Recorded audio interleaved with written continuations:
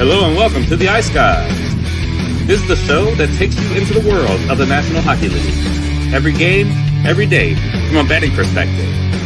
With pro sports handicappers, Ian Cameron, Alex B. Smith, and various guests from the world of hockey and sports betting. And now, here's your host, Ian Cameron.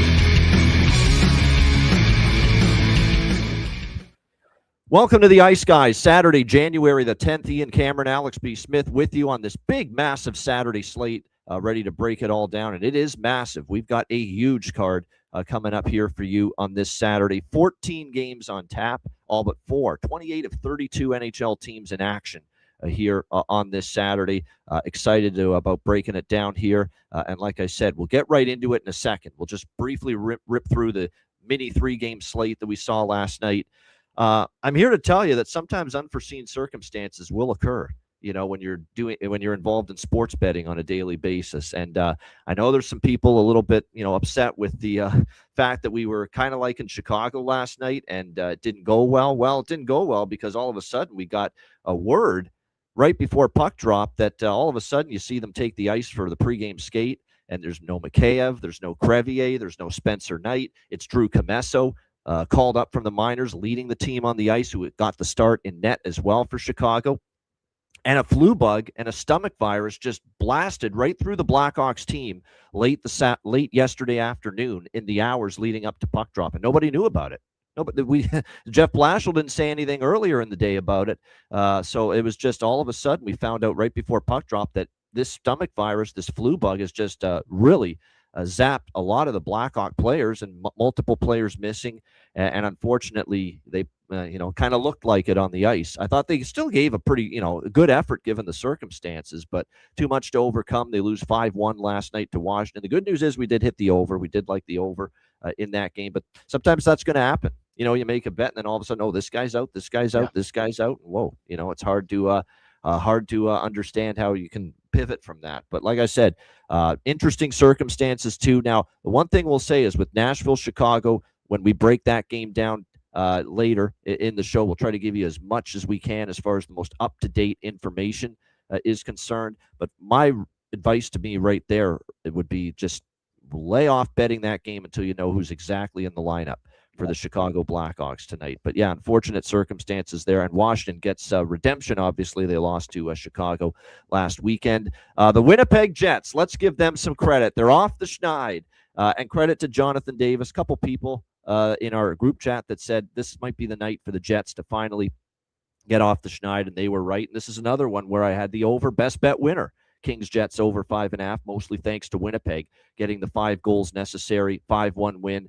I will say this, at 3-1, I did grab a little small LA bet live in-game thinking, once it was 3-0, LA scored to make it 3-1. Here we go again. Jets going to blow another game, collapse again, choke away another lead. But the fact they scored like a couple minutes later to just everybody exhale, take a deep breath, we're good, we're okay, and to get that back to 4-1 right after LA made it 3-1, I think that was a huge moment in the game for the Winnipeg Jets, and it certainly steadied the ship, and they get a 5-1 win, much needed to snap the losing streak. But again, they've buried themselves a big hole, and now they've still got a lot of work to do, Winnipeg, even though they did get the win last night.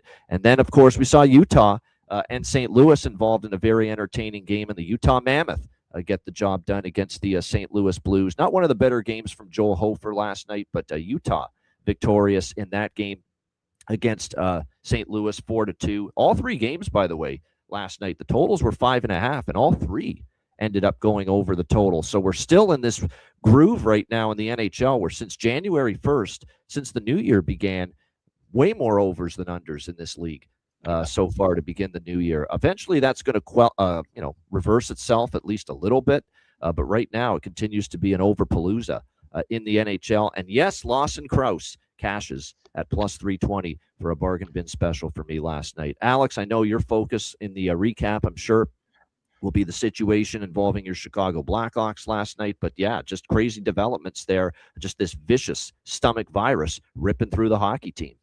Yeah, you're going to have these throughout the course of usually in a basketball or hockey season, right? That's usually when you see teams have the flu, and you'll see it bounce around from team to team. Teams give it to other teams.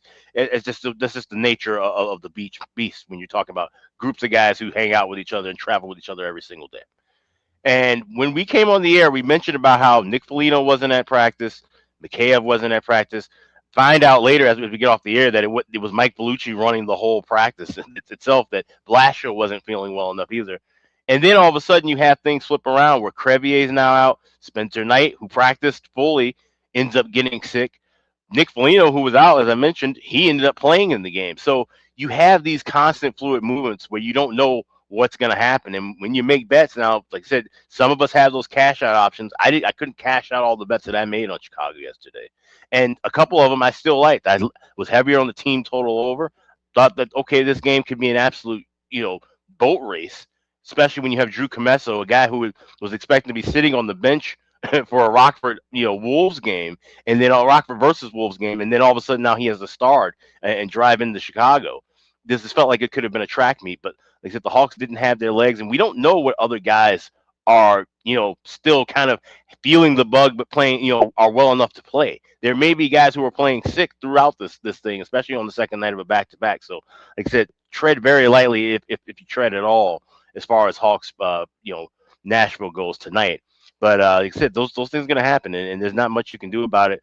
Once you've placed the bet, chances are you just have to kind of roll the dice with that, and it sucks to get burned on that end. Sometimes you get lucky and win on an end like that, but that's just the way the cookie crumbles. I got some messages that were a little unsavory about that. Nothing I could do about guys getting sick. But yeah, great hit by you with Lawson Krause and that Utah game. That's a big win for Utah. As we talk about this log jam within the Western wild card, you got the Hawks losing, you got LA losing. So for Utah to get that win against a St. Louis team that's also kind of still in that mix, even though they're toward the bottom, that's a big win for them at home. And that's a game that we talk about how teams win games in a year where they may not win it the previous year. That's a game that Utah probably loses in overtime or shootout last year. They've taken a step forward to where they win a tough game against a mediocre team at home. We saw them lose a few of those games last year. So that's a big win for Utah. And like I said, huge win for the Jets to get off the slide. And of course, you're going to do it against LA because LA is just about as bad as Winnipeg from a form standpoint. Not records, not current records, but the Kings are an absolute mess. And the messages keep on coming on Twitter. Jim Hiller's got to go. Jim Hiller's got to go. It's just a matter of when, but it keeps, like I said, keep prolonging it. Wouldn't shock me one bit if LA goes on and wins tonight, because yesterday looked like a spot where this should be the, let's cut the switch off with Jim Hiller, and then all of a sudden now they'll come back and get a 3-1 win, and then the brass will go, well, he bounced back off of a loss and got a nice win, and it'll probably be a sloppy game that they end up winning, and then they keep him for another 2 weeks. And then next thing you know, they end up losing 4 out of 5 after that. So it's a disaster with LA, but a good win for Winnipeg. And like you said, they still got a ton of work to do to try to get themselves back into the race. No question. It was a big win. Every win in the West, especially for where Utah's at in the standings right now, is significant as they try to keep themselves afloat. And like I said, still lots of season left. So anytime at this stage, and especially with the condensed schedule, like the games are going to come. They've been fast and furious for every team anyway, but especially now in the lead up to the Olympic break, tons of games in a short period of time. Anytime you can get 2 points on the board and a victory, it's very, very important as far as your playoff chances are concerned. All right, we've got a huge slate, so we are going to get right into it right now. The first of 14 games. We have ourselves 4 matinee games this afternoon, 4 afternoon games, starting with this one. This is your Saturday ABC Hockey Saturday game is taking place. I think they expected Rangers Bruins to be a little bit more glamorous when they first put this on the schedule at the beginning of the year, but nevertheless, this is on ABC, 1 p.m. Eastern, with Mike Monaco, good young guy, broadcaster, calling it with Ray Ferraro today. We've got Boston minus 130, home favorites, 6 the total here in this game, Rangers and Bruins. This is one where, the first couple games I'm very, I either don't have a bet or it's a very small opinion or a small bet. This game, I don't have anything at the moment. Boston's coming off a nice 4-1 win. I give them credit for beating Calgary. I know Calgary's bad on the road. They can't score on the road. But, that was off a 5-game road trip.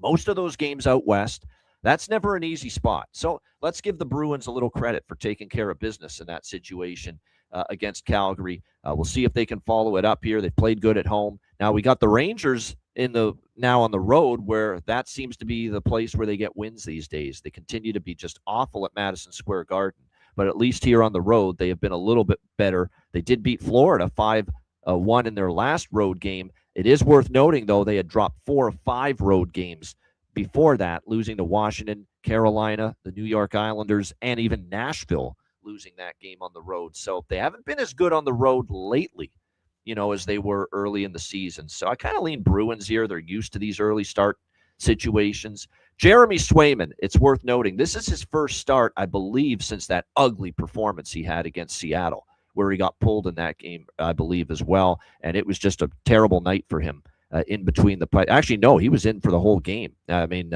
Marco Sturm decided, you're staying in there for the whole game at the end of this road trip, and he gave up 6 goals to Seattle in what was a 7-4 loss to the Kraken. So this is his first time being in net since then.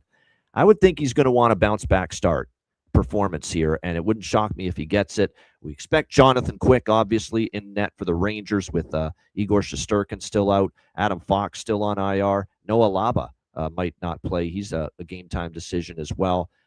So for this one, I lean Bruins, but like I said, not involved in this game. This could be an under as well. I lean with Aaron in that direction as well. But no bet at the moment for Rangers Bruins. Couple props, though, that I do like we'll mention in a minute. Alex, what do you think here, Rangers Bruins? This is one where I grabbed the draw, and I got it right on the nose at plus 300. I've seen that price best available now at Caesars. You can also find it at Bet Online, but anything plus 300, plus 305. I could see this one being, like I said, both teams are very familiar with playing each other in the daytime, playing day games in general. And I can see where this may be a slow pace and then kind of creeps up later, but I could find this way into overtime. Both teams desperately need the points to just kind of keep afloat. So this is one where I'll take a shot with the draw here. That's all I have. Like I said, nothing on the side, nothing totals-wise. Yeah, 3 goal props, actually. Vinny Trocheck, 2 games in a row with a goal for the Rangers, starting to heat up. There's no rhyme or reason to this, but he has scored now in back-to-back games on the blue line for Boston. The low rider. He's a low rider. Mason Lowry for the Boston Bruins. He's actually scored in back-to-back games, 12-1 for him to find the back of the net this afternoon. Why not? He scored in back-to-back games.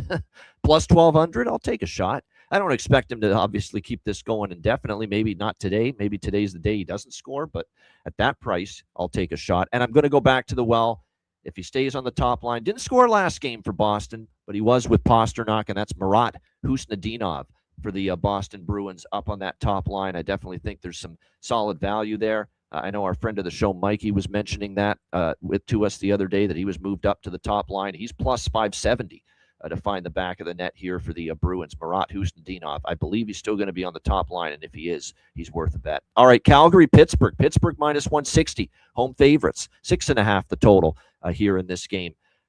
Take your pick. The only way I would approach this game right now, and Calgary coming into this current road trip, I think they were last or second last in the NHL in goals scored per game on the road this season, and they're living up to that billing on this road trip. 1 goal and a loss to Montreal, 1 goal and a loss to Boston in the first 2 games of this road trip. The Flames offense going dormant here on the road once again. I think they're right at or near the bottom, the Calgary Flames, as far as goals scored per game on the road this year. And boy, it certainly started that way here on this road trip. So Pittsburgh team total over or Calgary team total under. Take your pick. I mean, I would lean in both directions here in this game. One thing we want to point out with Pittsburgh, remember about 3-4 weeks ago, this team was just the red light district waiting to happen in their own zone. They just couldn't stop giving up goals to the opposition. Well, we have to give them some credit. During this 6-game Penguins win streak, they've actually given up just 1 goal in 3 of those 6 wins, and they've given up 3 or less in 5 of the 6. So they have definitely, turned it around a bit defensively. And it also helps that Stuart Skinner for the Pittsburgh Penguins, he's starting to get comfortable. He's been better in his last couple starts in between the pipes here for the Penguins. He gave up just 1 goal in a win to New Jersey, 1 goal in a win to Detroit, 1 goal in a win to Carolina. So he's 3-0 in his last 3 starts, and he's given up exactly 1 goal in each of those 3 starts. So I have not moved on the game yet, and it'll be small action here for me if I do. But whether it's Penguins team total over because they're scoring right now, and Calgary continues to be lackluster defensively at the moment. And on this road trip, they gave up 5 to Montreal, 4 to Boston. In the first two, actually 4 goals to both Boston and Montreal. But Penguins team total over 3.5. You could go that way. You could go Calgary team total under 2.5 because this team just continues to have issues putting the puck in the net on the road. So, like I said, I think whether it's a Penguins team total over and or a Flames team total under, those are the two directions I'm leaning with here in this one. Alex, what do you think here, Calgary, Pittsburgh? Yeah, this is one where I'll wait for something live to pop up, maybe with that over. Like I said, even Pittsburgh team total, try and get a bigger plus price with that 3.5, or try and get a flat 3. Shout out to Addison, who mentioned that MGM, those team totals with the flat 2, flat 3 are available in game. So this may be a good way to take advantage of that market. But yeah, like I said, just wait and see, get a pace for feel for the pace, and then make a play from there. Yeah, no doubt. This is a 3:30 p.m. Eastern time game, by the way. So that Pittsburgh team total is actually even money. It's plus 105 actually at some spots. So you can get plus money on Pittsburgh team. I'm going to get involved with that.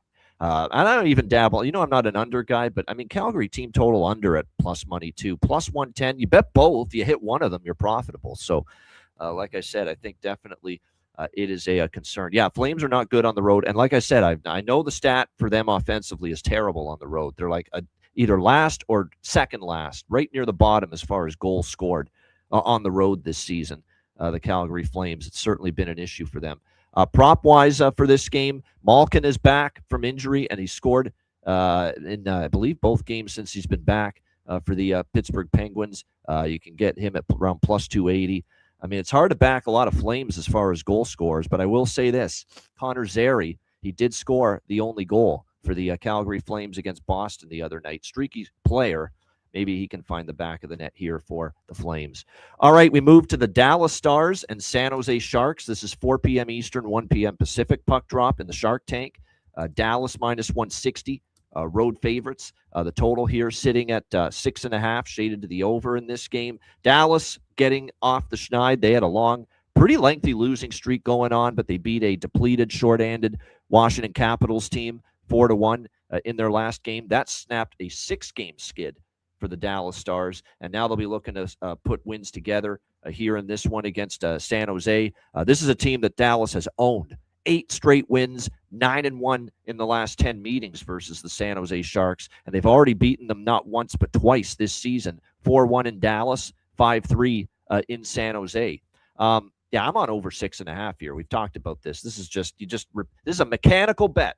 Mechanical bet until proven otherwise. It's now 10-0-1 to the over for the San Jose Sharks in their last 11 games. They just keep on rolling over the total. Even when it looks like they're not going to go over the total, they still do. A la LA San Jose, the last game San Jose played, where it was just that thing looked like it was going to finally go under, and until it didn't. And of course, Macklin Celebrini puts on a tour de force, game-tying goal. His efforts set up the game-winning goal in overtime for a 4-3 San Jose win in overtime in that game. And now San Jose, after a little bit of a slump, they're heating up again. 5-1 in their last 6 games. I don't fade San Jose as a home dog this year, and I like the way they're playing, but this is usually the spot I like to bet Dallas in. A team that had a bad losing streak, a lengthy one, they finally snapped the losing streak, and sometimes that team goes on a run, and they put a few wins together, especially a good team like the Dallas Stars. Not to mention they've dominated San Jose, so I just don't feel good enough about taking San Jose here. But I am on this over 6.5. It's a no-brainer at this point with San Jose overs until proven otherwise. Alex, what do you think here? Stars, Sharks? Yeah, right there with you on the over 6.5, but I also grabbed Dallas tied with the over 4.5. Got a layup price for this one, minus $1.15, but I think that's still worth it. Like I said, Dallas has dominated San Jose. I don't see that changing in this contest, and I do think we get goals both ways. So a little bit smaller on that full game over, but a little heavier on the Dallas tied with the over 4.5. We got Wyatt Johnston, 3-game goal streak. Macklin Celebrini, 2-game goal streak as well, entering this game. I'm still going to stick with some of the value players, though. Duchesne, Maverick Bourque, think are worth a look for Dallas. For San Jose, Chernyshov still on the top line with Celebrini. I've talked about Pavel Regenda as well for the San Jose Sharks and how good he's been since he's been called up. So those are a couple. Colin Graff has had success against Dallas, as Aaron points out. So, it cooled off. He's cooled off, Colin Graff. Maybe this is the day to jump back on the Colin Graff Express one more time today, just because of the and Graff has 3 goals in 3 games against Jake Ottinger, and I do believe it will be Jake Ottinger. Now, the one concern about the over, at least as far as San Jose scoring goals to contribute to it, is that Ottinger hasn't played since this last game against Washington, and or actually no, that was to Smith. It was the Carolina game, and he got pulled in that game. So he's such a good goalie most of the time that off a game he gets pulled, I'm worried he plays great, but I still think it gets over the total right now. Dallas is still giving up goals too, regardless of who's been in net. They had given up 4+ goals in 6 straight games before shutting down what was a very depleted Washington team without 2 of their best, hottest scorers. Wilson and Protas didn't play in that game that Dallas won 4-1 against them. So I still think San Jose can get goals. Dallas should get goals as well. And one more note to boost this overlook here in this game is that the games in San Jose between these 2 teams, 5 straight overs in San Jose between the Stars and Sharks. 5-3, 8-3, 6-3, 7-6, 5-3, the scores in all those games. So, yeah, still like this over quite a bit.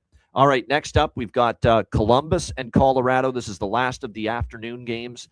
We've got Colorado minus 340 here in this game. Obviously, massive favorites. The total here, 6.5. And would you look at this? There are some 7s. It's been a while since in the NHL we've seen one of the games start to show 7s appearing with totals. But that is what we're starting to see here with Columbus and Colorado. And I'm sure a big reason for this total just soaring on up as far as 6.5 and the price attached to the 6.5 going up to minus 135, minus 140, minus 150 in some spots. And now the books moving to 7 in some spots. It's all Elvis Merzlikins related. When we found out, obviously, yesterday that he would start in net, this is like leading a lamb to the wolves here right now. My goodness, at this point in time. So, like I said, this it's all a reaction to Merzlikins being in net, and it's hard to blame them. He's been that bad. He's been that terrible this season for the Columbus Blue Jackets. And to make matters worse for Columbus, all of their defensive numbers are plummeting the last few games. They're giving up more shots. They're giving up more chances. And their defensive play has declined so much that even the great Jet Greaves, in the last 2 games, has given up 4 goals to San Jose, 5 goals in the loss to Vegas. And Jet Greaves is by far a better goaltender right now than Elvis. Now you're going to put Elvis back there again, behind a team whose defensive play is declining and a Colorado team that just scored 8 goals, returning home after 2 losses in Florida when they put up 8 on the board against Ottawa. So, I am on this over 6.5. I will caution you, though, it's minus 150 in some spots, and some of the books have moved it to 7. What I would say is hold your breath. If you haven't bet this over yet, hold your breath and take a chance that maybe we could squeak out 5 scoreless minutes of hockey in the first period of this game. That's maybe asking a lot, but take a chance it can happen. Because if it does, you're going to get 6.5s at even money. And you might even get this thing dropped to 5.5 if we go long enough without a goal. I'm not sure we will, but the potential is there. What I would say is I think you don't want to take it now. It's just so pricey. But there's no chance in hell I'd tell anyone to bet an under in this game at the moment. Alex, what do you think here? Jackets, Avs. You have to get creative with games like this when you've got a crazy money line price and a total that's just soaring through the roof where now you're hitting 7s. So what I would recommend is, like you said, if you're waiting for the full game over at a 6.5, try and get even money. I would protect myself with a little bit of goal in the first 5 minutes. Plus 136, not the most attractive price, of course, because they're expecting goals ad nauseum. But that's the way you kind of play that. But what I was looking at and combining, we like the over in Star Sharks. We like the over here. You can combine those 2 at 5.5 at plus 107. That's really good. So that's what I'm going to do pregame. Just combine those 2 overs and knock them down to 5.5. And then, like I said, grab a little bit of goal in the first 5 minutes and wait for hopefully, like I said, 5 minutes of scoreless hockey. If that doesn't cash, we just go and grab some 6.5 at a close to price to even money. Yeah, that's I'm going to add that. I've already got them individually Yeah, I'm going to add that little over 5.5 parlay with Dallas, San Jose, and Columbus, Colorado. I actually like the looks of that. Yeah, Merzlikins. Let's give you the numbers. The goals allowed. I mean, just 4, 3, 7, 5, 3, 5, 5, 4, 3, 3, 4. There's no ones or twos or zeros anymore with this guy in between the pipes. It's 3 minimum, and in a lot of the games, it's 4, 5, and even 7 on occasion. So, like I said, it's been tough. And now Columbus's D is struggling now too. That's another thing. Like, they've given up 5 goals in 3 straight games. Pitt, San Jose, and Vegas. Wow, what a tough spot to put this guy in. Wow. And by the way, we're talking about Elvis Merzlikins, future Olympian. So just imagine what we could be seeing when he comes back from Milan. You know, beggars can't be choosers. It's Latvia. You got lesser. I know. Well, and that's my point. But my point is, if he ends up getting games and he's not playing well over there either, then when he comes back, like, what are we going to see from him? Like, yeah, he may be an auto fade potentially for the remainder of the season. Yeah, that's unfortunately boring bets. I didn't think they'd do. I think I see what you did there. I didn't think they'd put Elvis in. Seems cruel. So you're saying the great Elvis, the most famous Elvis had a song called "Don't Be Cruel," and Dean Evison's chosen to be cruel to Elvis. Is that what you're saying? Don't be cruel to a goalie that sucks. Yeah, and that's unfortunate. Yeah. I don't want another goal to go in. It's still you, I think, that sucks. Yeah, but there we go. Have some fun on a Saturday. Why not? But yeah, as far as goal props, obviously, there's a few. I mean, Brock Nelson's hotter than a pistol right now for this Avs team. So again, not bargain bin prices, but still, if you want to ride the hot hand right now, you could do a lot worse than taking Brock Nelson at the moment for the Colorado Avalanche. So, like I said, it's that's definitely something that I am interested in here for this game. I think there was some. Yeah, it's Ross Colton, Brock Nelson, Big Val Nichushkin. That has been Natchez has been certainly very good, heating up. Lehkonen on that top line. There's probably some value. The one that I'm going to go to with Columbus, because I do think Columbus is going to score at least a couple here in this game. Kent Johnson. One thing I was right about is that this kid's going to eventually find, rock bottom has hit Kent Johnson, and eventually, we're going to see some positive shooting regression because he's a good offensive player. I can't explain why he's stuck on 4 goals, 3 goals before he finally got on the board against Vegas in Columbus last game. Maybe that's a sign that this kid can get it going a little bit for the Columbus Blue Jackets because he's got tremendous talent and skill.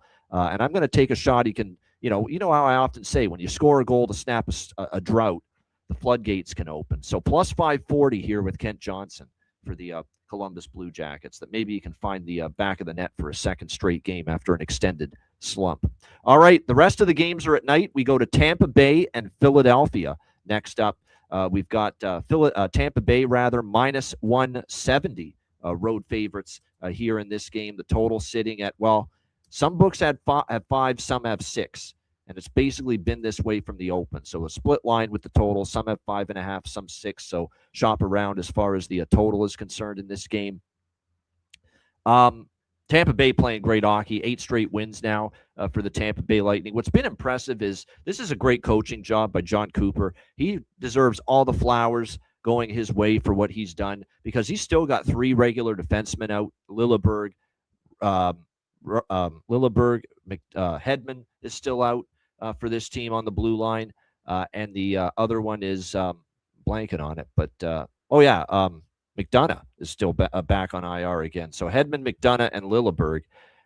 And they just keep on finding ways to win. Now, they've done it because the scoring production on this team is through the roof right now. I mean, this team is lethal right now on the power play. Their power play has been great during this stretch. They've scored a power play goal in 4 straight games. During this 8-game win streak, they have scored 4 goals in every single game, 4 or more, 4+ goals in each game during this 8-game win streak for the Tampa Bay Lightning. So we'll see if that continues.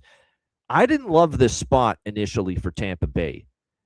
And overnight, I assumed some things I shouldn't have, but overnight I was thinking, with Tampa rolling along, and 8 straight wins, feeling a little high and mighty now after beating the mighty Colorado Avalanche 4-2 in their last game, that they might be walking into a tough spot here against Philadelphia, who are off a tough loss in overtime to Toronto. Rick Tocchet off a loss this year has been terrific. We've talked about it, how good the Flyers have been off a loss. So overnight, I took Philly plus, in this range, plus 150. But I expected Vladar in net, and now we hear it's Sam Ersson, and there's definitely a decline and a downgrade from Vladar to Ersson. And now with Sam Ersson in net, I got to admit, I'm a little bit petrified of taking the Flyers here in this game. But what I like the most in this game, and I like the total more than the side from the get-go in this game, is the over 5.5. You could even maybe look at a first period over as well in this game. And this is the system involving the Philadelphia Flyers that I have mentioned a couple times now. Off a loss this season, when the Philadelphia Flyers lose and they score 1 goal or less, 1 goal or fewer in that loss, they are 8-1 to the over in the next game. 8-1 to the over in the next game when scoring 1 goal or less in the previous game. 8-1. And I remember I mentioned it the last time they played. It was a Saturday game. It was against Edmonton. Last weekend, I mentioned that angle, off a loss, 1 goal or less, and how they've been trending over. And that game went over the total. So really like this over 5.5. Tampa Bay, by the way, 7 of the 8 games during this win streak for Tampa Bay have had at least 6 goals. So that's why if you can get the 5.5, and I'll let you know right now, there is 5.5 still at FanDuel. Now, it is heavy juice, minus 140, but you can still get that 5.5 at FanDuel. So I like over 5.5. I like first period over as well. I like full game more. But again, the angle. And write this down for future reference because this has been terrific this year. Philly, when scoring 1 goal or fewer in their previous game, 8-1 to the over in their next game. Alex, what do you think? Lightning, Flyers. Yeah, I've looked strictly at total here. I wasn't touching the side with this. Like I said, it would not shock me one bit if the streak for the Lightning comes to an end tonight, but I do expect goals here. Grab that first period over. I got minus $1.20. I like it pregame up to $1.30. Otherwise, wait for it live. I grabbed 6 minus $1.06 at FanDuel earlier. That has now moved to $1.15, $1.20. So I've seen some 5.5s. You see 5.5s at 135 or 140. I'd say wait a couple minutes and try and grab something at a little bit better price. But liking the overs here. So over by factor for me. And I do have a bargain bin coming from this game. All right, good stuff indeed. Yeah, total's gone to 6.5 and some has it? Yeah, there's a couple books that have 6.5. There's actually some books that have 6.5 and some have 6, and then there's some that are actually still 5.5 heavily juiced. Yeah. So it's all around here. Yeah, no question about that. You're going to have to. Here's the thing. It's worth bringing this up. Flyers and Tampa head-to-head games have been under. Yes, in the last 2, both of them under. 3 of the last 4 under. But here's the thing with that. All of those games were in Tampa. If you look at the games in Philadelphia between the Lightning and Flyers, it's actually 3 straight overs. It's 4-3, 6-2, 6-3 in the last 3 games in Philadelphia between the Lightning and the Flyers. So it's kind of a home road split with the totals between these 2 teams. The games in Tampa have gone under, but the games in Philly have been flying over, which is kind of, you'd think actually would be the reverse. Maybe that the games in Philly would be a little low scoring and Tampa, the games down there would be higher scoring, but it's the opposite. True. Yeah, here in this game. Prop wise, obviously a lot of players are going right now at the offensive end for the Tampa Bay Lightning. 4 goals or more in every game during this 8-game win streak for them. Hagel, back-to-back games with a goal for the Tampa Bay Lightning. Of late. What I would say, though, is look for a Gage Gonsalves. He remains playing with Point and Kucherov. There's great value if he keeps playing there. We've seen the likes of a Pontus Holmberg step up on occasion as well, but I think Gage Gonsalves, my favorite value look, playing on that top line. For Philadelphia, we talked about how it's been by committee, Cates, Mishkov. Now, by the way, I should point out, Travis Konechny has shown up on the injury report. Won't be in the lineup for the Flyers tonight. There was hope he would be, so they'll miss him. And as a result, Mishkov goes up to the top line for the Philadelphia Flyers, and I think Mishkov might be worth a look there for goal prop. Darren Radish, yes, Darren Radish, is doing everything Hedman did for this team. Power play minutes, shooting the puck more, getting involved more in the offense for this Tampa Bay Lightning team. So definitely I think Darren Radish props continue to be a good look. I have gotten away from Nick Paul. He's been banished. I don't know why, but suddenly he's down on the 4th line for Tampa Bay. But that's a good point by Nick. 3 goals in the last 4 games for Nick Paul, one of our favorites against the Philadelphia Flyers. So that is worth noting as well. I'll keep that in mind. Someone giving us an AHL bet. Belleville Senators over the Toronto Marlies. Revenge spot. Toronto destroyed Belleville 6-1 last night. Belleville beat Toronto 8-4 last time at home. Okay. Sounds good to me. I know the parent team is a mess right now for Belleville, but we can bet on the farm team, I guess. Yeah, and the spot. Yeah. Okay, I'll keep that in mind. Belleville. That makes sense, right? Toronto beat them. They play these home and homes a lot in the AHL, Friday, Saturday. So there you go. Thank you very much, Van City Canuck, with the an AHL pick for us, which actually makes sense just, as far as spot-wise is concerned. All right, good stuff. On we go. Anaheim, Buffalo. We've got Buffalo minus 150, home favorites, 6.5 the total in this game. This is another mechanical over. We talked about it with San Jose earlier. We're talking about it with Anaheim now. You just bet overs with Anaheim until they prove otherwise. I mean, what is it now? It's 7 straight overs for the Anaheim Ducks, 9-1 to the over in their last 10 games. They can't defend right now. It doesn't matter who's in net for the Anaheim Ducks, whether it's struggling Dostal, who hasn't been right since the injury, whether it's Mrazek, and it won't be Mrazek because he's on IR, or even Ville Husso, who gave up 5 goals against Carolina the other night. I would think it's back to Dostal for Coach Q, but again, it's been a fall from grace for Dostal because I think that injury really fucked him up. It really did, because he has definitely not been the same comfortable quality goaltender that we have seen in the past. So like I said, it's just we keep betting it until it loses at this point, 6.5. Here's the thing with Buffalo. I've always been a little bit hesitant with Buffalo home overs when it's UPL in between the pipes, and I believe it's going to be Ukko-Pekka Luukkonen tonight for them because his numbers have been so great on home ice. Like, we're talking sub 2 goals against average and at like a .930 close to it save percentage.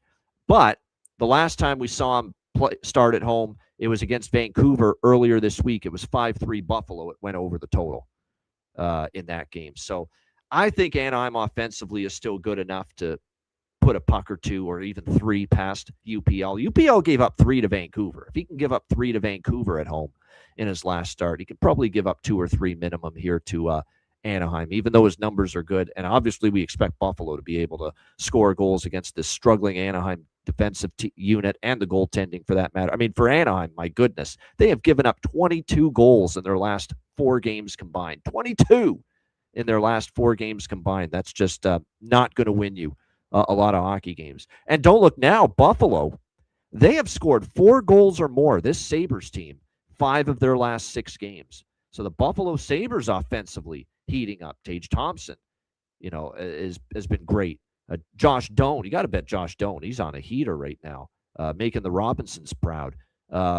Josh Norris, since they got him, I mean, they're a better offensive team since they got him back from injury. Alex Tuck, Jason Zucker, they're getting some depth contributions. They're getting the blue line chipping in. Bo Byram, Rasmus Dahlin have been chipping into the scoring routinely. So that's why Buffalo, good offensive form right now. They're getting a variety of sources getting involved. Alex, what do you think here? Anaheim, Buffalo.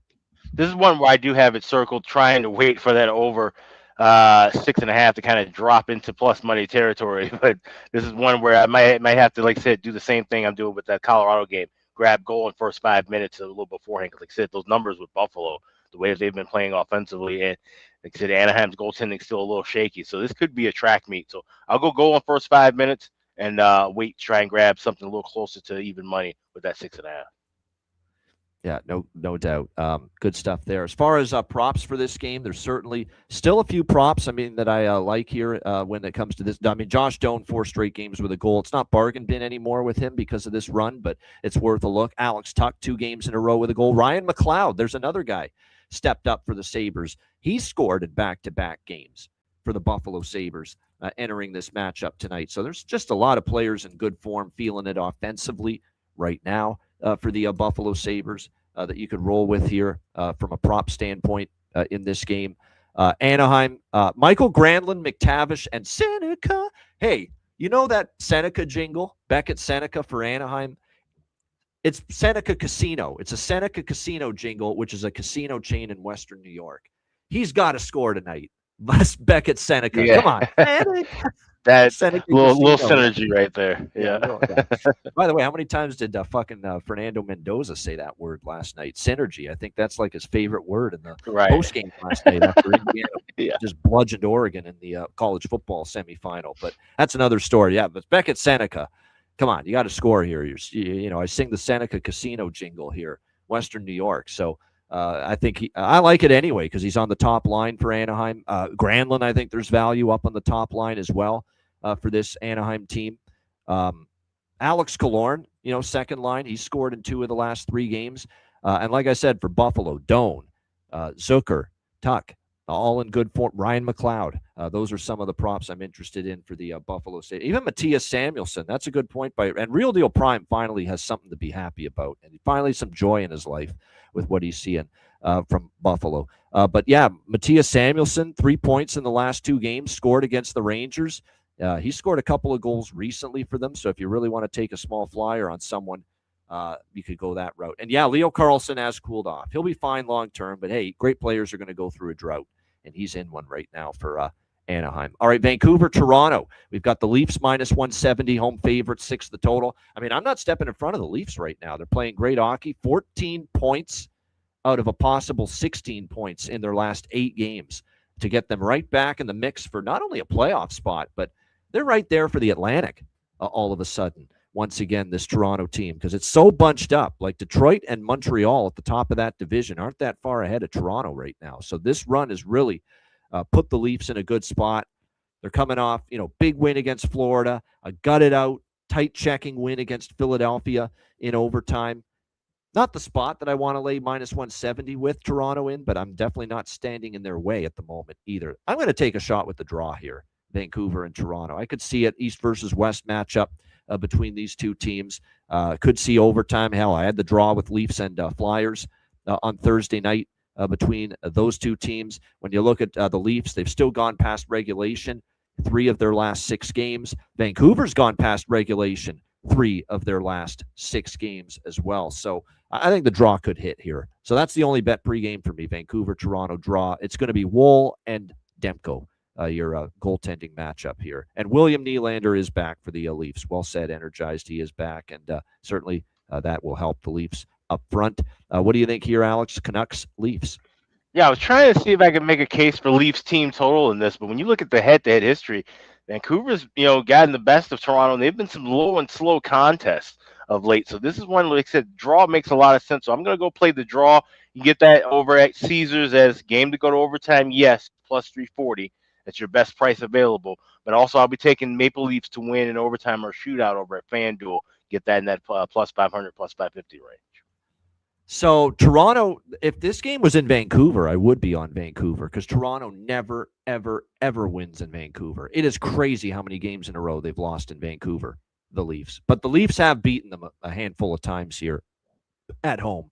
Not the last time Vancouver was here, Vancouver won. But overall, the Leafs have won more of the home games against the Canucks than not. It's that they never win in Vancouver, the Leafs, over the years. That's the spot where I'd be interested in taking Vancouver, not tonight. Why not, Jonathan? You hit the revenge narrative. Now, this is a real shot in the dark with this one because Scott Laughton's capable offensively. He's a forward. Him scoring against Philly, you could somewhat see it. But you're right, Troy Stecher, kind of given up on by the Canucks, one of his multiple former teams. And Troy Stetcher's played really solid hockey for this team on the back end since they picked him up at 22-1, as the best price for him to find the back of the net. David Kampf revenge game. Yeah. Plus 750. Now, he doesn't score ever, hardly, but I think he did score a goal recently for Vancouver, if I'm not mistaken. I know he has scored at least once with the Vancouver Canucks since he's been there. And you're right, the Leafs gave up on him. That narrative makes sense. Yeah, 2 goals for David Kampf on the season. His last goal was December the 30th. He scored against Philadelphia. That was the last time he scored. So, I lean under 2. This is definitely not an over I like with Vancouver, Toronto. Under series history, Woll's a good goalie. Demko's been good for the most, especially on the road since he's been back. So, yeah, this could be low and slow indeed. And the history between these 2 teams dictates that we've seen more unders. All right, Detroit and Montreal. This is actually a very big game. These are two teams battling it out right now for first in the Atlantic, tied for first in the division. Who would have thought that? But here we are. Montreal minus 135, home favorites total here, sitting at 6.5 across the board. This is another one that I'm not sure is going to go over the total. And I say that because you got John Gibson in net here for Detroit. He's been terrific of late, very, very strong in between the pipes for the Detroit Red Wings. And Montreal and Marty St. Louis is going to go with Jacob Fowler in net for the Canadiens tonight. And he has really, now, not that he was ever playing poorly. I think he had maybe one start where he was so mediocre. But the last couple of times we've seen Jacob Fowler, since the loss to Tampa Bay, 5-4 against the Lightning on December 28th. Other than that, well, he played well against Boston as well, right before Christmas. 2 goals allowed, 6-2 Montreal win. But look at the 2 starts in January for Fowler. 2 goals. Now, they lost 2-0, but again, he played well enough, only gave up 2 goals. And then the 1 goal allowed against Calgary, 4-1 in his last start. So, he's played well in his last multiple starts here, Jacob Fowler, and he is the goalie of the future for them. This is the guy they envisioned to be the number 1 goaltender for a long time for this team. So you got him in good form. You got Gibson, obviously, in good form. So I know long-term it's an over series, but a lot of those were earlier in the series. The last few, there's been a couple unders with Detroit and Montreal. This is another one I will sprinkle on the draw with Detroit and Montreal. I think it's going to be a close game, competitive game. Goaltenders, both sides are in good form. Seeing a 2-2, 3-3 game that goes to overtime would not shock me in the least here in this game. Don't really want to fade either team, right? Detroit is a dog. Don't really want to go against that. Montreal with Fowler in net, given his last couple really good starts at home, and they're playing great too, Montreal at the moment. A couple of nice wins this week, beating Calgary, beating Florida. That's right, before that as well. I don't want to step in front of the Habs either, but I will take the draw here in this game. Alex, what do you think? Red Wings, Habs. Yeah, right there with you on this draw. And no, this isn't the strong draw history we once had between these two teams. I think it was a stretch where you had 4 games in a row that went past regulation. Yep. We've seen that kind of cool off, but I feel like this is a spot. Like I said, 1 and 2 in the division, playing each other. This is a draw season kind of a spot here, and you can get that plus 340 once again at Caesars with this. But I like the Habs to get the win here in this spot, so I'm doing the same thing like I did with the Leafs. Get the draw plus 340 at Caesars. Give me Habs to win in overtime or shootout plus 550 is the price available over at FanDuel. If you break up John Gibson's season for the Red Wings in net from December 1st onward, let me give you the record and the numbers for Gibson December 1st onward. 11-2, 2.17 goals against, 927 save percentage. Just terrific. I mean, you'd be hard-pressed to find a goalie with many goalies with better numbers than John Gibson since December 1st. I mean, it has been a great run here for him over the last month. It's a great game, though. I'm looking forward to seeing it. That's why it's in the marquee, Detroit and Montreal, in the title, the video title. I said I'm going to make this the spotlight game in our YouTube title for today's show. It's a big game. It's a good game. It's battle for first in the Atlantic Division. So looking forward to it. And don't forget the history of these teams where didn't Detroit and Montreal play late in the season when Detroit was trying to get into the playoffs? Yep. I remember that. Back-to-back games. Yeah, and right at the end of the year, I remember that when Detroit was trying frantically to get in and they just missed getting into the playoffs. So a lot of recent history here. There's a lot of goal. Even though I don't know if it's going to be an all-out high-scoring affair, you have to take Oliver Kapanen. He scored 3 straight games now for Montreal. You have to take Alexander Texier again. He's scored in back-to-back games for the Montreal Canadiens since going up to the Caulfield top line for the Montreal Canadiens. So those are 2 that are must-play for me. Texier and Kapanen for the Montreal Canadiens. Emmett Finney's back on the top line with Casper and Larkin. So Emmett Finney might be worth a good value shot here tonight in this game for the Detroit Red Wings. JVR, the old veteran, is starting to actually heat up just a little bit once again for the Detroit Red Wings. So definitely, like I said, there's some decent goal prop options here in this Red Wings Canadiens game. All right, Seattle Kraken and Carolina Hurricanes, the John Forsland Bowl. This is what I call it, the John Forsland Bowl. This is his current team that he's the voice of, Seattle, and is the team he was the voice of for 20 years or 15 years at least. Carolina before that. We've got Carolina minus 280, home favorites in this game. The total sitting at, looks like 6, pretty much across the board here in this game. Seattle was on a nice overrun. It came to an end against Minnesota when they lost 3-2 to the Wild in their last game. We'll see how they fare here tonight, starting a road trip. It also snapped a nice little win streak they had going. Decord and Bussy is what I am expecting as far as the goaltending matchup here in this game, although it's not confirmed as of yet. We'll have to wait and see. But this is no bet for me until I know the goalies. And it has to be that way with Carolina because Anderson got the win. Do not be fooled. I hope Rod Brindamore's not fooled by it. Yeah, it's Bussy. So there you go. Rod Brindamore isn't fooled by Freddie Anderson getting the win against Anaheim. You're supposed to get the win when you face 13 fucking shots on goal for the full game. And that's what happened in that Anaheim game. They protected the house like you couldn't believe in that game, Alex, against Anaheim, because they're petrified of Frederick Anderson right now. And they only faced 13 shots and actually still gave up 2 goals, even though he faced 13 shots. So that's not a sign of Freddie Anderson got his groove back. Unlike Stella, he did not get his groove back in that last game for the Carolina Hurricanes. We'll see how this one plays out, but yeah, it's no bet for now at the moment. I think Seattle could cool off again. The win streak was nice, and look, the win streak was still good for them because they're in a decent position now in this loaded wild card chase at the moment. But you start to look at the wins: Boston, Calgary, Vancouver, Nashville, LA, Anaheim when Anaheim was struggling. They haven't beaten a lot of good teams during this run, Seattle, and now they're facing a pretty good team. And a Carolina team that, now they've won 3 in a row. They're scoring goals again. Bussy's been good enough. I wouldn't want Seattle here tonight. But again, minus 280. The only thing you can do with Carolina is you take first period puck line, or you take full game puck line or team total over if you want to get involved with them. Alex, what do you think here, Seattle, Carolina? It's 14 games on the board tonight. You can't bet them all. This is a pass for me. Nothing wrong with that on a big card like this, no question. Like I said, and there is something I can bet, though. We got to ride him, the Stank Man. Logan Stankoven. Yeah. It was a bargain bin winner for me in Carolina's last game. He's now scored in 3 straight games for the Hurricanes. Still bargain bin price range for Logan Stankoven tonight for the Carolina Hurricanes at plus 365. Best price out there. So definitely liking the yeah, that's hockey, baby. We should hear that from John tonight. He's not doing that for Carolina, though. He only does that for the team he broadcasts for, Seattle.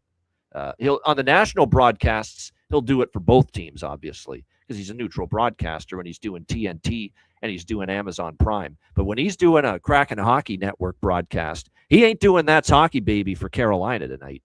That's only going to be for a Seattle goal. And I know that. I've never heard John Forsland break out that's hockey, baby, for an opponent on the Seattle broadcasts. National broadcast will do it for both teams. But like I said, you got to give the home fans what they want. That's the way it works. And I don't think we're ever going to get a Seattle Carolina national broadcast game anytime soon. Yeah. Yeah, that's true. He could do both teams if it was a TNT Seattle Carolina game and he was assigned to it, but yeah, I don't think we're going to see that. You're right. Anytime soon. All right, next up, Florida, Ottawa. We've got, looks like even money. Actually, Ottawa in some places, slight favorites. We're looking at Ottawa minus 115 to minus 120 home favorites in this game. The total sitting at 6, shaded to the over, 6.5 in some spots.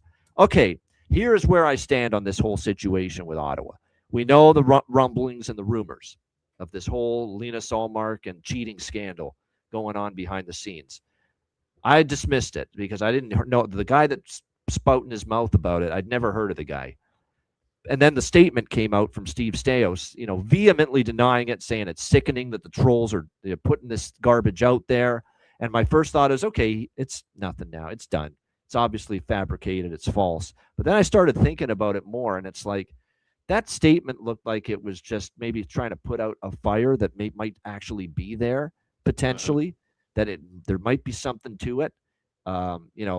That's and there's sources out there that seem to think there's something to this report. There's something to this speculation about what's been going on behind the scenes. involving the Ottawa Senators. That's all I'm going to say about it. So if it sounds like there's at least something going on behind the scenes, and part of it that has led to Linus Ullmark's leave of absence, which is ongoing, and you correlate it to what we're seeing on the ice right now from the Ottawa Senators, and it's a team that's unbackable for me right now. They're just not a team I want my money on at this point in time. And we saw it. They've not had a good little stretch here, during the last few games. Did that look like a team that was conscience-free, nice and easy against Colorado the first game? Now, Colorado's a juggernaut, and they were off 2 losses in a row. Let's not forget that. Bury the lead. But did that look like a team that had a free conscience? Nice and whew. Thank you to our GM for putting that statement out for this garbage. Now we can relax and play well. No, they were awful, and they played poorly again. Getting bombed by Colorado. They lost to Utah 3-1. They lost to Detroit 5-3. They are a lousy 2-6 in their last 8 games. So maybe there's something going on, and it's affecting them a little bit mentally. Again, this is now me speculating, but I think it's a possibility, at the very least. So regardless of whether it's that causing it, they're not playing great hockey right now, and their goaltending is a disaster. It doesn't matter right now if it's Levi Marilainen, who's in net tonight, or the other, or Hunter Shepard, or Mads Sogard, or Patrick Damian Lalime, Rose. Patrick Lalime. Maybe they call him back from retirement and get him in net. They can't keep the puck out of the freaking net right now, this Ottawa Senators team. And I think, and look, Florida's no great shakes now either. The last time they were in an Eastern Canadian road trip, I don't think they won a game. They're already 0-2 on this Eastern Canadian road trip, losing to Toronto, losing to Montreal. They're banged up as well. Brad Marchand, is he going to return tonight? He's missed the last game. He's out again. They're struggling on this road trip. I still want Florida here. Give me Florida plus 100. And I'll tell you why. Because I think this is a circle the wagon spot for Florida. You've lost 2 games in a row on this trip. One is to Toronto, red-hot hockey team. One is to Ottawa, Montreal, playing really good the last few games. Now you're playing this Ottawa team that's struggling, can't get a save right now, having issues in their own zone. I think this is the time to step in and take Florida here. Bounce back spot with or without Marchand. Looks like Marchand's out. He was on the ice for the morning skate, but my RotoWire screen says will not be available tonight. And that was Jameson Olive, who's all over the Panthers, one of the great beat reporters for the Panthers, Jameson Olive, that mentioned that. So no Marchand tonight.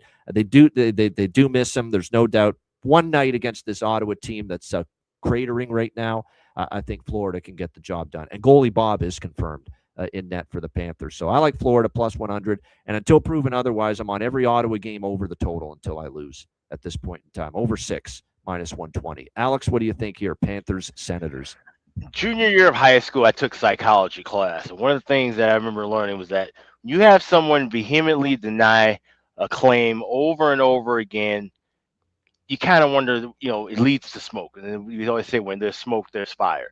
And the statement that made me think that, okay, maybe there's more going on than what we were led to believe with Ottawa was Brady Tkachuk after the game as well. That didn't, like I said, if this was just bullshit, then you just let it just trail under the water. Okay, your GM made a statement, you move on and go from there. But then he made a statement as well. And now it's just, like I said, we're starting to hear rumblings of things more. It's just a bad spot. And like I said, Ottawa's already playing bad hockey heading into this. This doesn't make things any better. This is a spot, like I said, where Florida can smell blood for sure. So give me Florida money line. Give me Florida tied with the over 4.5 at plus 135. And give me that over 6. I'll grab that small. I might try and wait and grab a little piece of 5.5 in game as well. But definitely all over Florida. And like I said, tied with that over 4.5 as a parlay.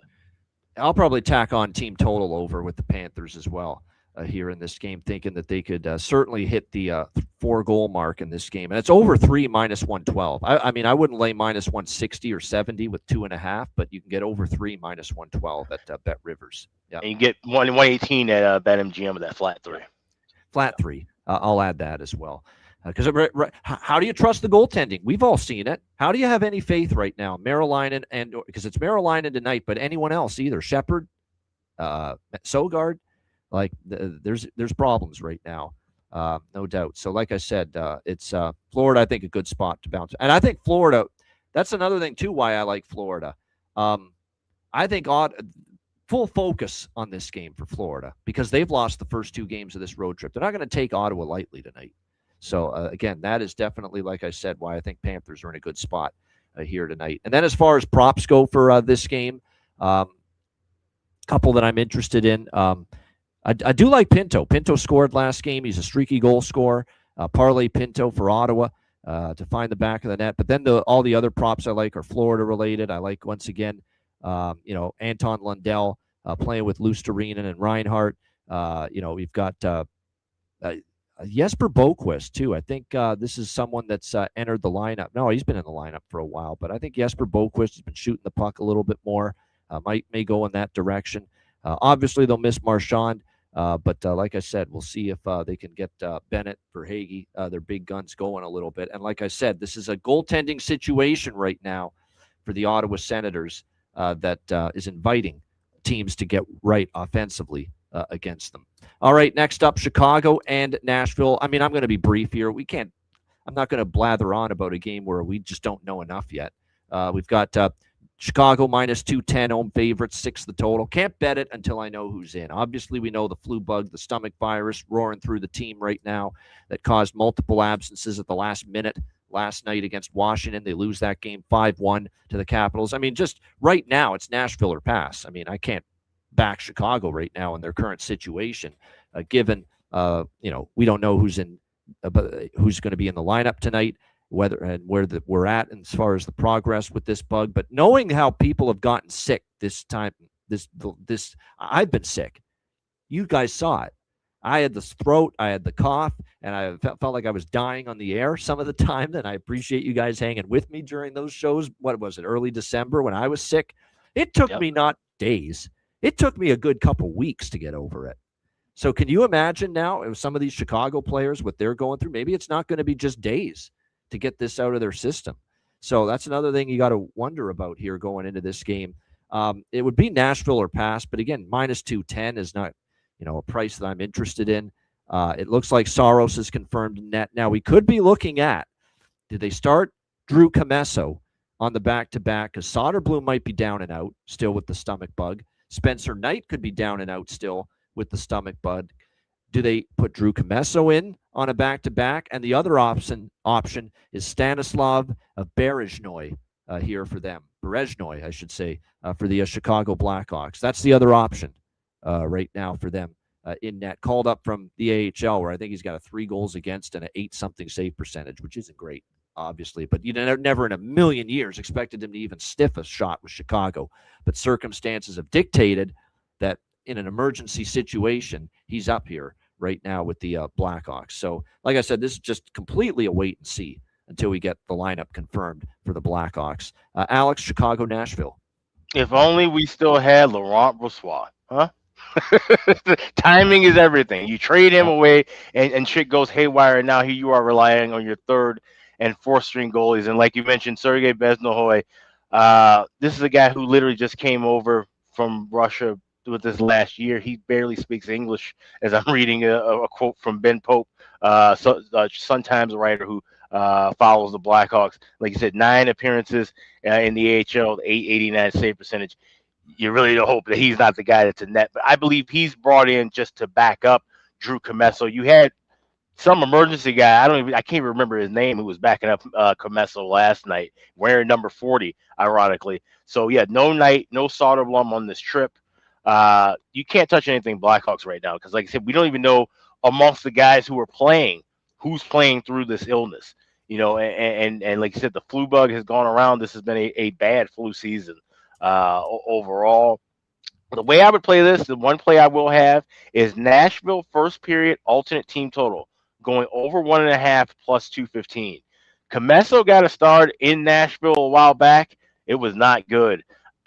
There's been a trend of guys getting called up from Norfolk, Rockford over the years, playing at Nashville with the Hawks, and their starts have not been good. So this looks like it could be a spot where Smashville, they're not Trashville tonight, they're probably Smashville, at least early in the contest. So I like them to get maybe even a sprinkle on first period correct score, 2-0 Nashville as well. But I will be on that alternate team total over in the first period with the Preds. All right. Yeah. That, by the way, a couple props, though, that I do think might be worth a look. Oliver Moore for Chicago has goals in back-to-back games for them. And you're getting him at a nice, plus 475 price. So keep that in mind. Nick Lardis, we've got to get back in the hopefully we time it right with him maybe to find the back of the net here for Chicago in this game tonight. One thing that's worth noting here for the Nashville Predators is that we've talked about for a while how great Steven Stamkos has been during this run. There's no question there. Bunting's been good. He's scored in 2 of the last 5 games for the Nashville Predators. O'Reilly Auto Parts. Ryan O'Reilly also has goals in back-to-back games for the Nashville Predators. All right, New York Islanders, Minnesota Wild. Minnesota minus 150 home favorites, 5.5 the total in this game. This is brutal for Minnesota, and they got banged up at the end of that road trip when they finished it in Seattle. But now they're off a 7-game road trip, first game home, much of it out west, and now you lose Joel Eriksson Ek possibly at the end of that trip, although I think he's a game-time decision still. They haven't totally ruled him out yet for this game tonight, but totally wouldn't be shocked if he indeed is able to if he finds his way onto the ice, or if he doesn't play, I should say, tonight for Minnesota. So you got that going on, obviously, with no Eriksson Ek possibly, and that's one of your centers. So you could be having to put Ben Jones in there, and all of a sudden you've got Urov and Hartman moving up, and Sturm and Jones as your 4 centers tonight for this Minnesota Wild team. That's not ideal. And you got a New York Islanders team that could be ready to pounce on you here. They're off the loss to Nashville the other night. Looks like Bo Horvat is out still. There was hope he rejoined the road trip, but he didn't even travel with the team. There was initial rumblings he had traveled with the team. He didn't travel with the team.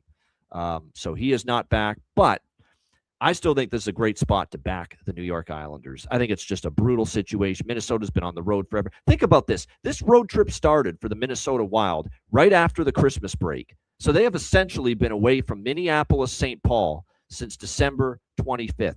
They have not scored. They have not played a home game since then. This is their first game back. Tons of distractions always when you've been away that long. A Minnesota team that's now accumulating some injuries. And an Islanders team that could be ready to cash in on it. And because this is that very lengthy 7-game road trip that Minnesota's returning home from, not only do I like Islanders plus 130 here, full game money line, I'm going with the first period money line. I'm going with Islanders first goal, first period here as well in this game. That's an angle that we have attacked a lot against these teams coming home off that extra long road trip. And this is as long as it gets, 7 games. Again, they have not played a home game at Grand Casino Arena since before Christmas. And of course, the reason for that is because the World Junior Hockey Championship took over Grand Casino Arena. That's why Minnesota's been on the road for so long. So I think it's a great Islander spot, and I'm on it in multiple ways. Alex, what do you think? Islanders, Wild. Well, we'll get back to seeing a full arena at Grand Casino Arena tonight because it's no longer the World Junior didn't see that for the World Juniors. No, I think more people are going to come out for the Wild tonight. Yeah. A nice Saturday evening in downtown St. Paul for sure. But it won't be as nice for the result. I'm right there with you on Isles. First goal, first period, money line. I grabbed team total over 2.5. I have no problem laying the $1.25 with that. You can wait a little bit in game and try and see if we can get that closer to a pick and price. And I'm going to take a small sprinkle on the over 5.5 here as well. Like I said, I think Minnesota will be able to chip in some goals, but I like the Owls to get this win. I think this could be a tough spot, like I said, coming off of that road trip. So everything Islanders, like I said, first goal, first period. I'm not on that first period money line like you are. I'm just on full game money line, but also team total over and full game over. All right, good stuff indeed. As far as player props here for this game with Minnesota and the Islanders, there are a couple that I'm interested in. Simon Holmstrom and Ryan Hartman have scored in back-to-back games for their respective teams. So there we go. I think Kuznetsov just scored for Boston. Yeah, there we go. Goal prop. I think it's him. Yes. Wow. Nice. Wow. This was a nice goal. Holy fuck. Just saw it a minute ago. Yeah, Rangers had already scored 1-0, so 1-1. First period over cashes in the first 5 minutes of the game. So there you go. Nice and early. Hopefully goals for the games we like the overs in later. If the start to that game is any indication. So there we go. Kuznetsov Told you we stuck with it with that guy up on the top line. So there we go. Great to see that. 1-1 Rangers and Bruins. Good stuff indeed with that, with him cashing. That's someone to keep looking toward for goal props if he stays up on that top line. So again, getting back to this game, Holmstrom for the Islanders, Hartman for the Wild for goal props. Definitely like both of them here. And plus Hartman could get elevated minutes. He could be your number 2 center tonight if Joel Eriksson Ek's out for the Minnesota Wild. So keep that in mind. There could be some issues right there, and he gets more of ice time as a result of that. Urov, too, I would look at for Minnesota. And I think there's one more for the Islanders, too. Oh, yeah, Heineman. Yeah, Heineman with Barzal and Lee. All right, next up, we've got L.A., Edmonton, Oilers -170, home favorite, 6 the total. 7-0 to the over for the Kings of all teams. 7-0 to the over run for them in their last 7 games. And what have I said about Edmonton? Kind of like Ottawa, I am going to mechanically bet overs with the Edmonton Oilers, with their goaltending duo being Ingram and Pickard. I'm just going to do it. And I think they're going to be compelled to open up things offensively with those 2 goaltenders and score more goals. And Edmonton has responded with scoring 10 goals in their last 2 games combined. Going into this game against Nashville, they scored 6. I was on the over in that game. I was on over with Edmonton, Winnipeg. I think Alex had the over with the Oilers and Jets as well. That game went over the total 4-3. You've got the tired Kings team, a banged-up Kings team, a shorthanded Kings team on a back-to-back. And Darcy Kemper, Anton Forsberg, rather, will be in net because they played Kemper last night. So you're probably going to get Anton Forsberg here tonight on the back-to-back for the LA Kings. It's probably going to be, it is Ingram. Connor Ingram confirmed as Chris Knobloch continues to kind of go back and forth. Ingram and Pickard with his 2 goalies. But again, neither one to me is a guy that's going to completely shut the door. So I think LA can chip in some goals, and I think Edmonton will score against Forsberg and this Kings team. And don't look now, the LA Kings defensively, they have given up 4 goals or more, the LA Kings, in 5 of their last 6 games. So they're not shutting the door right now. The LA Kings. I'm actually tempted here by team total over 3.5 on Edmonton at around even money, but I like this over 6 most of all. Okay. Oh, you know what? Kemper tonight, says Jonathan. Okay, let me just, see, the sites still have Forsberg expected, but Jonathan seems to think Kemper because they pulled Kemper. Forsberg played the 3rd period. They might throw Kemper back in tonight. Either way, I still like this over. I do. Kemper, it's not like Kemper's had a great track record against the Oilers. He was the guy in net for that epic collapse in the first round of the playoffs last year against the Edmonton Oilers. So, and by the way, all 3 playoff games in that first round playoff series in Edmonton between the Kings and Oilers last year, they all went over the total, by the way. That's something to make note of as well. So over 6, and I might sprinkle on an Oiler team total over 3.5 here as well. Alex, what do you think? Kings Oilers. This is one where I'll wait for live to try and get a over 5.5. Just I know I'm seeing 6.5s popping up too. So this is one, like I said, I want to see where the pace of play goes. It wouldn't shock me, like I said at the beginning of this show, if LA wins this game. They shouldn't win this game. Edmonton's the better team, in my opinion. But it would not shock me one bit off of a bad loss if this ends up being kind of a back and forth battle and LA gets the victory. So I'm staying off the side here. Just like I said, going to target that total, try and get a better price and number in game.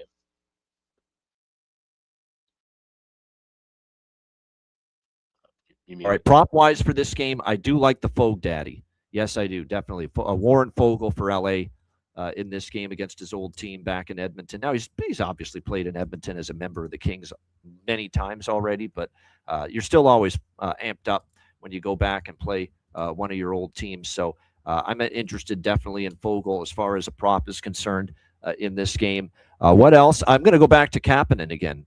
Didn't score last game, but if Kapanen remains in the top 6 forward group for the Edmonton Oilers, I still do think there's some good value with him with Podkolzin and Draisaitl. So definitely looking in that direction. The LA forward group, it looks like Ward with Byfield and Fogle. They have, I don't know if I can bet Jeff Malot's not exactly a goal scorer. He's got 3 on the year, but apparently Jeff Malott, and last night he was with Kempe and Laferriere.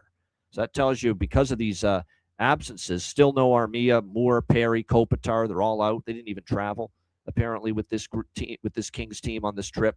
The lines are jumbled here for Jim Hiller, but Malott is up the lineup, way up the lineup, and there is value. It's just a matter of whether he can hit pay dirt or not. that ends up being the question here. All right, last game for this Saturday slate: St. Louis Blues, Vegas Golden Knights. Vegas minus 170 home favorites, 5.5 the total, 6 in some spots.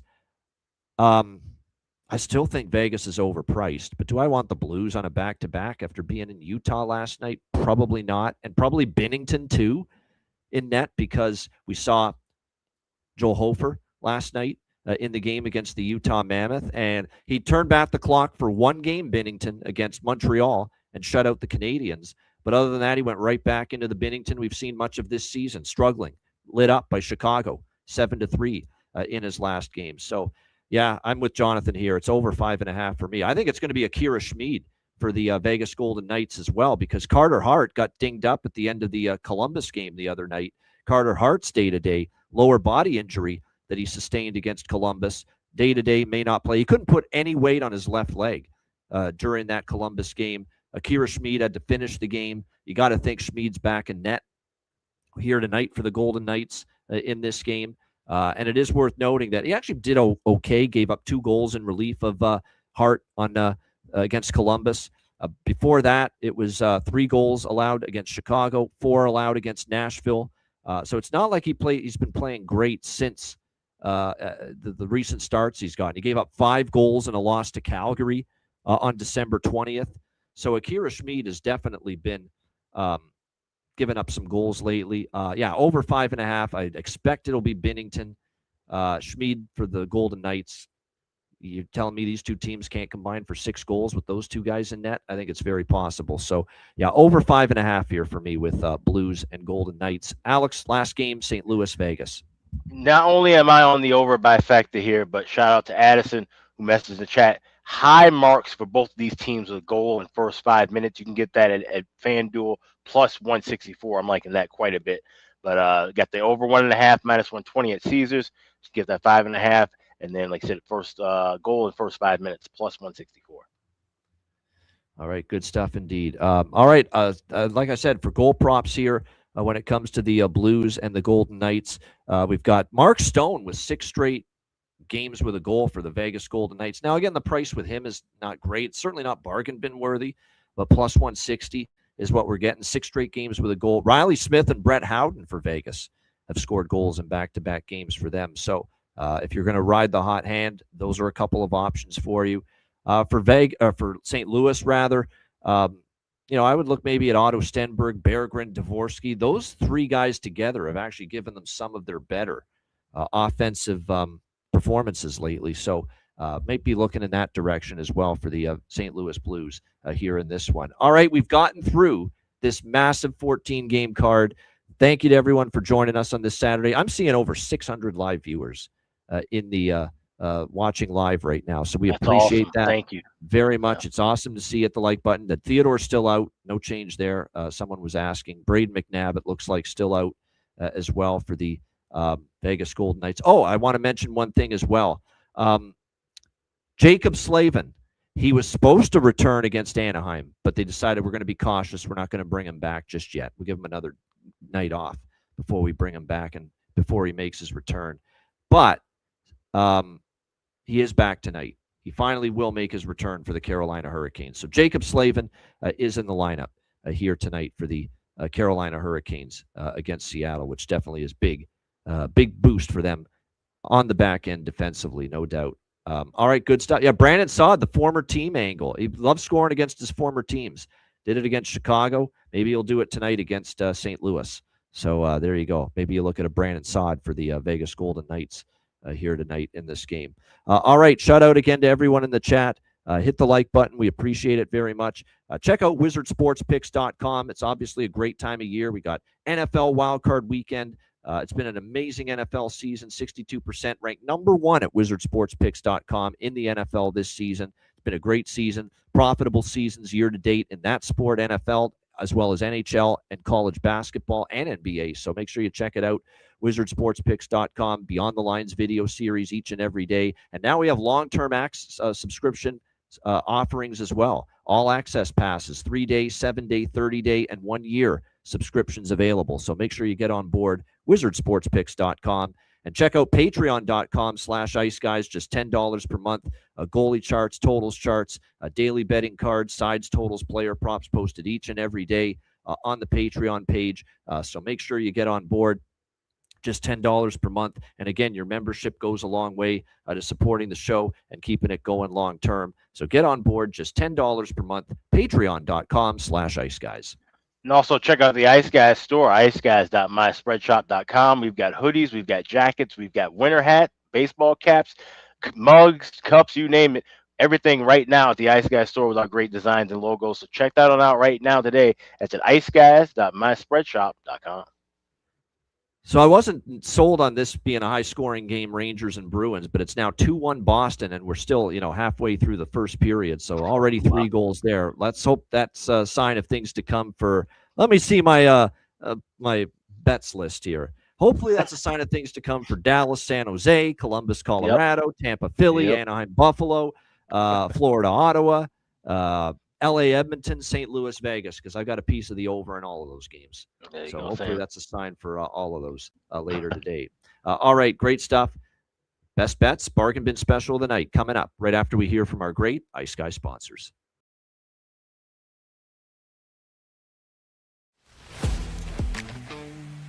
Wizard Sports Picks, featuring the finest handicappers in the universe. Sharp insights, trusted picks, and relentless results. We strive to help you become consistent winners. This is Wizard Sports Picks.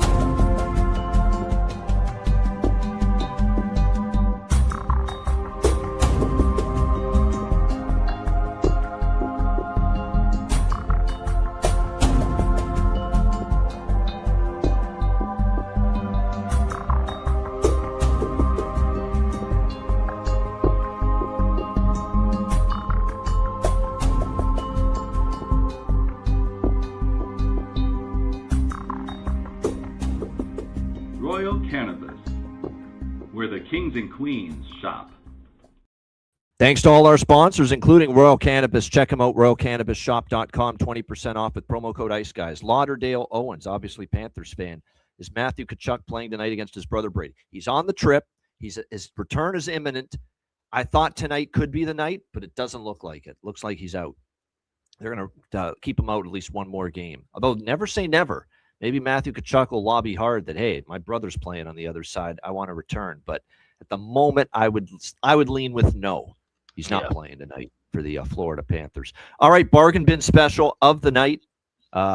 Obviously, Lawson Krause, Utah, for me last night with another bargain bin special winner. We'll see if we can deliver another today for this loaded Saturday slate. Alex, we'll start with you. Bargain bin special of the night. We'll go to that Florida-Ottawa game, and one of the guys who has filled in nicely, playing an adept role in the absence of the aforementioned Matthew Tkachuk, is AJ Greer. Up on that second line, we're going to take a shot with him. Anytime goal scorer, you can get as high as plus 550 at FanDuel, the best price available. That's my first bargain bin special. My second bargain bin special, you'll have to find it at patreon.com/iceguys. I'll have that posted later on. All right, good stuff indeed as far as the bargain bin special. All right, I got two. First one is Alexander Texier for the Montreal Canadiens. I mean, I said at the moment I saw him move up to the top line, and he has produced there. He is worth a look. Plus 360. BetMGM is the best price. Alexander Texier, for the Montreal Canadiens. I will go with that for my first of the two bargain bin specials of the night. Second bargain bin special of the night here for this slate. Let me just see here what it was here. Oh, yeah. Even though I'm on the Islanders here, I'm rolling with Ryan Hartman because I think he's going to get elevated minutes. There's a real chance Eriksson Ek doesn't go tonight for the Minnesota Wild. And if that's the case, Ryan Hartman's going to get even more opportunity. Power play, more opportunity as well. And he has scored in 2 straight games for the Minnesota Wild as well, entering tonight plus 375 for Ryan Hartman. So there you go. Alex Tessier, Montreal, plus 360. And Ryan Hartman for Minnesota, plus 375 for my 2 bargain bin specials for this Saturday. All right, best bets. Alex, what do you like here for best bet? Yeah, I think it could get ugly down in Music City tonight with the Hawks flying in sick. Nashville's been playing well, and they always get up for the Hawks. Give me the alternate team total over 1.5 plus 215 with Nashville as my Saturday best bet. Best bet. I was going to go with it. If it ain't broke, don't fix it. Mechanical over teams. I was either going to go San Jose or Anaheim. I'll go with Anaheim since it's the evening game, the later game, and 9-1 to the over. 7 straight overs for Anaheim. So Anaheim Buffalo over 6.5 minus 130 for my best bet here for this Saturday. Great show. Amazing card. Hopefully we get some winners and have a profitable day. Shout out to everyone in the chat.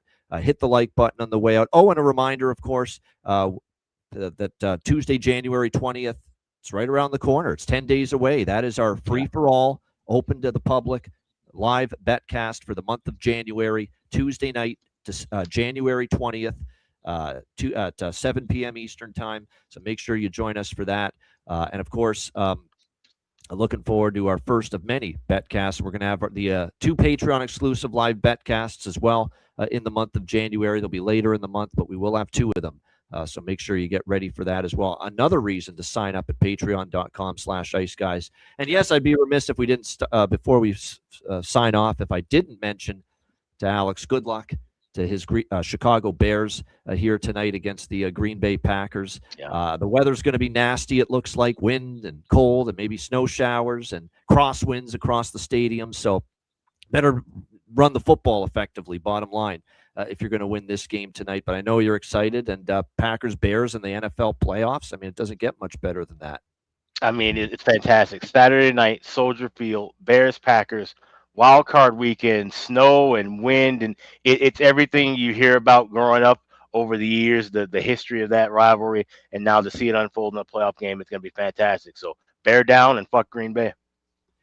I'm on the Bears there. I'm on the Bears there, even though they're the inexperienced team, because I think they can run block better than Green Bay can right now. Green Bay's Kyle Monangai. Monangai could have a major Jenkins going to play for Green Bay on the O-line. Plus, they're without Parsons. They're 0-4 without Parsons, and now Devontae Wyatt out. And look what they did against what they allowed against Henry for Baltimore a couple weeks ago.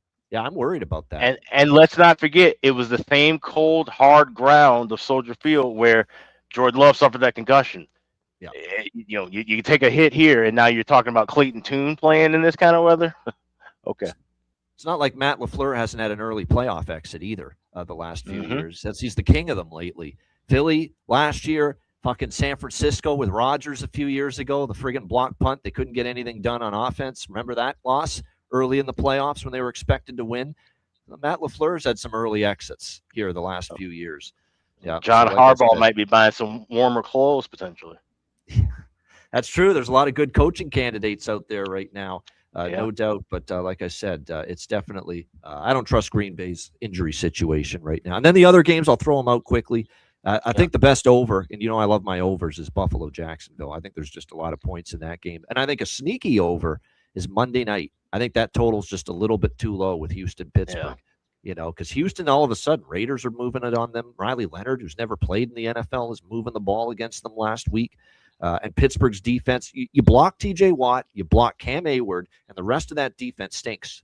I think so for Pittsburgh. You take care of those 2 guys, you can move the football on them. And I like the Chargers, too, plus 3.5. I don't know if they win, but give me 3.5, 4 with the Chargers. Not so fast, my friend, on that one.